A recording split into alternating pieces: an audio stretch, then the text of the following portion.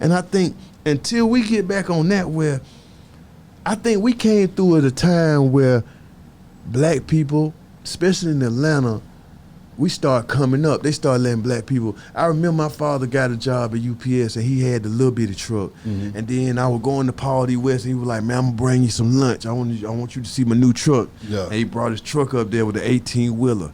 They start letting black men have the big trucks. You didn't have to have the little trucks, you know, and Daddy used to go to Chattanooga every day. Mm-hmm. You know what I mean? And just seeing him and seeing the community of Greenbrier, you got to understand, you had Cascade, you had all the freedom fighters stayed on Cascade, Andy Young, you had his family, you had everybody that was about that on that west side, they went to Dub. Come on. Then the other part of Cascade, they went to Mays. That's right. So right now, y'all see, we in a phase of Mays running the city. Yeah. Mays running how different Doug. You know what I mean? But you know, like we just came out of phase with Doug Howard running the city. That's true. So you got to understand, these two communities have always been at the forefront of politics in this city. Come on. And they have raised very, very smart and kings in this game, because if we wasn't good in politicals, we were good in entertainment. Yeah. Because we seen the best of it around here. That's right. You know, I tell people all the time, man, Gippy, where you get your style from? Shoot, my grandmama used to take her to the wrestling, man. Yeah.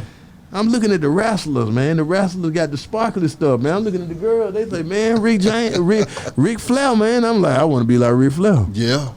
So knowing how to sell myself, I learned that from Channel 17, man. Yeah. My grandmama. CBS, man. Yeah.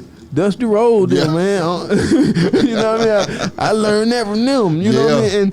And that's what's so funny about, to me, during that time, wrestling was just like rap was to the black community, because we all was enthralled. Like, I remember we'd all get on the train, come down Channel 17 to watch the wrestling on Saturday morning in Atlanta. So it was something very special.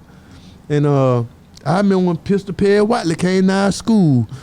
You know what I mean? Abdullah the Butcher used to have a chicken wing spot on Camden Road. Come on. You know what I mean? I'd be like, man, y'all don't really understand. Like, these were real culture. They were real life culture, real life G's, and they was in the community. Exactly. So watch Abdullah the Butcher pull up in the Cadillac with the cigar hanging out their mouth. It was gangster. It was Come on. Man, and he'll fight you.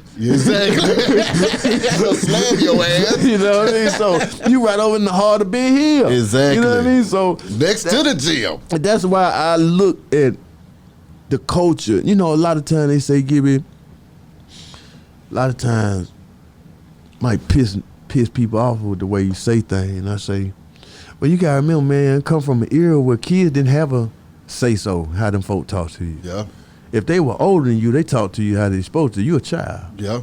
So, you know what I mean? I think that this new world we living in, and give children grown folk rights. Like, what the hell? You know what I mean? You know what I mean? You know what I mean? I don't know what's going on. You know what I mean? Because we didn't have that. That wasn't even that wasn't a conversation when we were children. It's like, boy, grown folk talking, go in there somewhere. Go play with yourself. You know what I mean? So, and I look at it, you look at it now, you like, man, these kids don't even really know how to go outside and just play. Just. I got a question, Gil. Do you think we'll ever get another crew of guys to come out of Atlanta and be as impactful as the Dungeon family? I say that you another group may not. You may not get another group of guys. Cause see, we all went to school together since we were kids. Yeah. Excuse me. Timo and CeeLo stayed in the same neighborhood. They've been knowing each other since they were kids. Okay. I first met Timo when I was 12, 13 at Romar Academy. I used to play Connect 4 with Timo when we were children. Yeah. I used to at Romar Academy. Yeah. Across the street from Southwest High School at the time, and Southwest Middle School. Yeah. Yeah. We was off in that little church. That was where Romar Academy started. I know exactly what you're talking about. You know what I mean? Yeah. Probably the first generation to go into private school. Yeah. You know what I mean? Had to wear a uniform. Yeah. You know what I mean? So, yeah.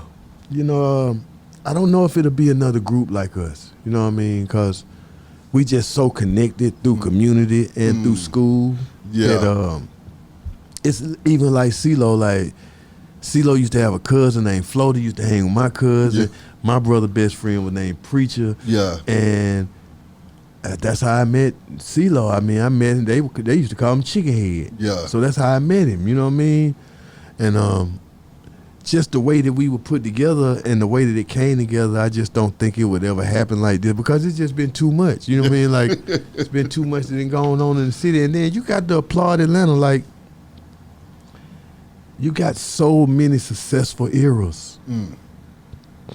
Yin Yang, Yeah. Lil Jon, Yeah. Tip, Jeezy, Facts. Gucci. Yeah. Shit, you gotta put Kids that Rock them in there. That's right. Cause strip club music is that's still Atlanta. Yeah. That's our hood. That's Yeah. our, now you looking at the Migos, you looking at what Lil Baby doing is incredible. Yeah. It's incredible. The success he having Yeah. in such a short amount of time is incredible. Where he could probably see 100 million as an artist. Yeah. And then I can say this too. It's about who you had the conversations with. Baby say, that it's more money in this game than it's ever been. You know what I mean? Okay. I can understand that. I think it really started with Thug in the city. You know what I mean? Leo Cohen came and gave Thug a lot of money, millions, straight out Cleveland Avenue. East Yeah. One. You know what I mean? LaCour Yeah. turned Thug into an international artist, Superstar. and for him to bring, and then he got Gunna, Mhm. and and then just watching Future is just incredible because, for him being from us and him being around Rican, I mean, shit, man, he's had an incredible, stellar career. You know what I mean? And I don't know, I just enjoy our city continuously dropping records and continuously moving forward. You know what I mean? And a lot of people say the drug culture, this, that. Hey man, the drug culture always been in hip hop. Yeah. I mean, it's always Yeah. been here. Gangster pimping, gangsterism. Playing. Always playing. That shit, that's hip hop, man. That's what it is. Like, Yeah. You know what I mean? So my main thing is that it hurts my heart when kids like Lucci go. Yeah. You know what I mean? Because he was so talented. You know what I mean? So we lose a few. Yeah. But as far as you look at this city, man, nobody could have saw this in 94, 95. Even watching JD do what he doing right now. Like Yeah. you got a new gold record with the Pressure. Yeah. And then you got this new ice cream. Y'all Yeah. shout out to JD, man. Like watching Southside, man. Mr. Don Chi. And people don't know. Like I used to go over his house before I got in the game. Ian Burke used to take us over there. Yeah. You know what I mean? So me just watching all my peers right now get to this level of peace. Yeah. A lot of people be like, "Yo, where 3,000?" He got peace. He got peace, bro. Yeah. The difference between us and a lot of these people is that we don't have to stay in this shit. We cool. They used to tell us all the time, and especially I got to give a shout out to Ludacris. Mm-hmm. You know what I mean?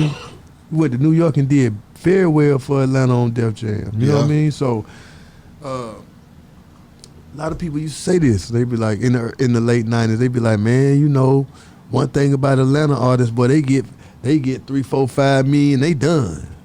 Cause at the end of the day in Atlanta, you straight. Yeah. Shit. You done paid off everything. You straight, folks. Go buy my crib, my car, straight. Why you keep hustling for? And you got to look at it that I do understand the New York hustle though, Yeah. because when you grow up in a place like New York and you come outside, you like, man, I got to have all the money in the world. I ain't gonna. Yeah, I ain't gonna have nothing. I ain't gonna have nothing. So that mentality I gotta keep that ain't our mentality. Nah. Our mentality is that as long as we happy, Yeah. we free. We winning. We Yeah, winning. come You know what I on. mean? Cause we all know that it was a time that we was not even accepted. Yeah. So if we have created a place and a platform for all of the people that came behind us, and everybody ate. And I say everybody eating Atlanta, baby. Yeah. We are the only city that has did what New York did. Yeah. That means that we got a platinum artist on every side of this city. Yeah. That's the truth. The truth. Come We got a on. platinum, hey man. And then I don't know, you know what I mean? I don't know nobody that can play with us.